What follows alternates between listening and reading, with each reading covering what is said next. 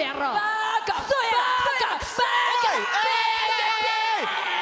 is my show. I did not approve. What up, y'all? This is your boy Ace here, and welcome to Afternoons Delight. So let's get to it, y'all, man. We had a pretty interesting segment here. So what I decided to do, I decided to go backwards here. We're going to talk about Asuka and Bianca in the last video for SmackDown this week. But I wanted to cover the Zelina Vega match here against Lacey Evans.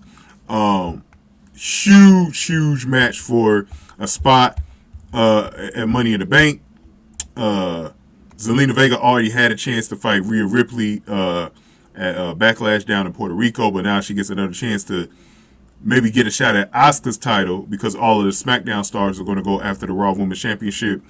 Yeah, they haven't switched the titles just yet, but interesting stuff, man. So let's go over this match and see how this went, man. So she faced Lacey Evans in the Money Bank qualifying match. The referees checked on Vega and started the match because there was a huge brawl that took place after they all got in the ring. Some of the other SmackDown girls who were going to be in the Money in the Bank qualifying matches. So Evans had control early on, but Vega used her speed to evade some heavier offense. Evans managed to land a backbreaker and slammed her head into the mat several times. She then applied a chinlock. Vega escaped and managed to pull down Evans with a crucifix. She transitioned into position for the Cold Red. She pulled it off and got the win. That was all she wrote for Lacey Evans. So this match went a little over 3 minutes. And Zelina Vega is the first qualifier to be in the Money in the Bank match in London on July the 1st.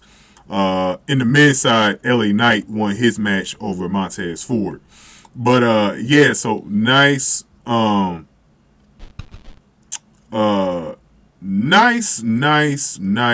win for Zelina Vega. It's interesting that they're keeping her relevant at the Backlash too. I like that. You know, she hasn't lost any real steam, so I do like that. And unfortunately, it's been all downhill from here with Lacey Evans. I like Lacey Evans, by the way, but it's been all downhill from here since her NXT days as Rosie the Riveter inspired character that she had. And Rosie the Riveter is that World War II woman that went into the work industry. You know, when the men had to go into war. You know that famous poster where she's pumping her guns in a blue denim shirt and a red bandana. But yeah, it's been all downhill ever since.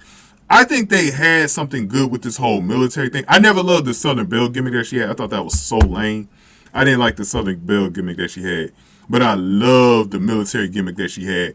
And I felt like if it was used right, especially as a heel, they could have had something there with Lacey Evans. And I'm getting to the point with Lacey Evans where I just want her to lead the WWE. If they're never going to do anything real with her, it's time for her to just lead a company.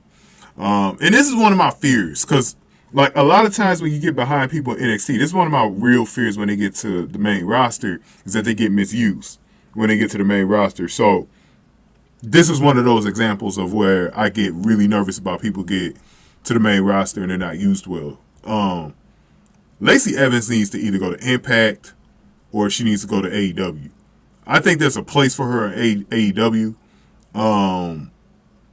And I think she could do well there. I think Impact as well. But I think it's really time for her to move on from the WWE. They haven't used her well in so long since her NXT days, really. And she just continues the job, man. So those are my thoughts about that, man. Give me your thoughts on it in the comment section. Hit that like button, share, and subscribe. We're going to get to Asuka next. Thank y'all for watching. Afternoons Delight.